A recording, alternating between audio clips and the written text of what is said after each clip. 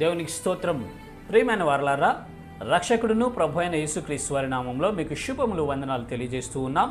దేవుడు మిమ్మలను, మీ బిడ్డలను, మీ కుటుంబములను దీవించి ఆశీర్వదించునుగాక. ఆమెన్. God bless you. దేవునికి స్తోత్రం. హల్లెలూయా. ప్రియమైన ప్రజలారా, ఈ విశ్వంలో ఒకే ఒక్క దేవుడు ఉన్నాడు. దేవుడు ఒక్కడేనండి. దేశానికి ఒక దేవుడు, ప్రాంతానికి ఒక దేవుడు, భాషకు ఒక దేవుడు, వర్గానికి ఒక దేవుడు, వర్ణానికి ఒక దేవుడు, ఊరికి ఒక దేవుడు ఉండడు. ప్రపంచం మొత్తానికి, ఈ విశ్వానికి దేవుడు ఒక్కడే. సృష్టికర్త ఒక్కడే. ఆ సృష్టికర్త ఎవరో మనం తెలుసుకోవాలి. ఆయనను వెతకాలి, ఆయనను కనుగొవాలి.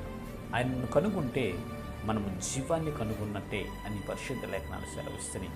ఆ నిజదేవుడు, ఆ సృష్టికర్త, ఆ జీవాధిపతి, సర్వాధిపతి ఎవరు ఆయన అని మనము పరిశీలన చేసినట్లయితే ఇక్కడ పరిశుద్ధ లేఖనాల్లో ఆయన ఒక చక్కని మాట రాయించాడు.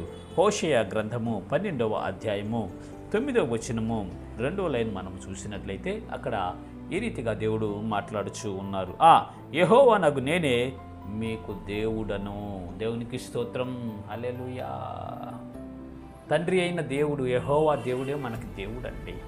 ఆయన కుమారుడైన యేసు ప్రభు వారికి వచ్చాడు మన రక్షణ కొరకు. ఆయన మాత్రమే దేవుడు, ఇంక ఏ దేవుడు లేడు. నో డౌట్ అందులో. ఒకే ఒక దేవుడు ఉన్నాడు. ఆ దేవుడు ఎవరంటే ఆయన నామమే పరిశుద్ధమైన నామం, అగ్ని వంటి నామం. నేను ఉన్నవాడను, అనువాడను, అన్ని కాలాలలో నేను ఉన్నవాడనని చెప్తూ ఉంటాడు ఆయన. ఇశ్రాయేల్ ప్రజలు ఆయన యెహోవాగా పిలుస్తూ ఉంటారు. రక్షకుడైన యేసు ప్రభు వారిగా క్రైస్తవులు పిలుస్తూ ఉంటారు. అంతే. ఆయనే, ఆ యెహోవా దేవుడే యేసుక్రీస్తు ప్రభు వారిగా భూమి మీదకి వచ్చారు. రక్షకుడుగా ఉన్నారు. సర్వ ప్రపంచానికి రక్షకుడు దేవుడు ఎవరంటే నజరేయుడైన యేసయ్య మాత్రమేనండి. ఇక వేరే దేవుడే లేడు. దయచేసి గమనించండి. అనవసరంగా వ్యర్థమైన వాటిని అనుసరించి నశించిపోవద్దు ప్రియమైన ప్రజలారా. దయచేసి ఇప్పుడు బాగానే ఉంటుంది. ఇప్పుడు ఉజ్జీవకరంగా ఉంటే ఈ భూలోకంలో మనం పెట్టుకున్న దేవుళ్ళు బాగానే ఉంటారు, కానీ నిత్య జీవాన్ని ఇవ్వలేరండి. స్వర్గాన్ని, ముక్తిని మనకి ఇవ్వలేరు. స్వర్గాన్ని, ముక్తిని, ఆత్మరక్షణనిచ్చేటటువంటి ఒకే ఒక్క మార్గము రక్షకుడైన యేసయ్య. మన రక్షకుడైన యేసయ్య మాత్రమే. ఆయన మాత్రమే దేవుడు. ఇక ఏ దేవుడు లేడండి. పరిశీలించండి, పరిశోధించండి, పరీక్షించండి, చదవండి, అన్ని గ్రంథాలు పరిశీలించండి. అటు ఆర్కియలాజికల్ గాను, హిస్టారికల్ గాను, పొలిటికల్ గాను, జియోగ్రాఫికల్ గాను అన్ని రకాలుగా మీరు రీసెర్చ్ చేసి దేవుని గుణ లక్షణాలను మీరు పరిశీలించగలిగితే అసలు దేవుడు ఎవరనేది మీకు కనుగొంటారు.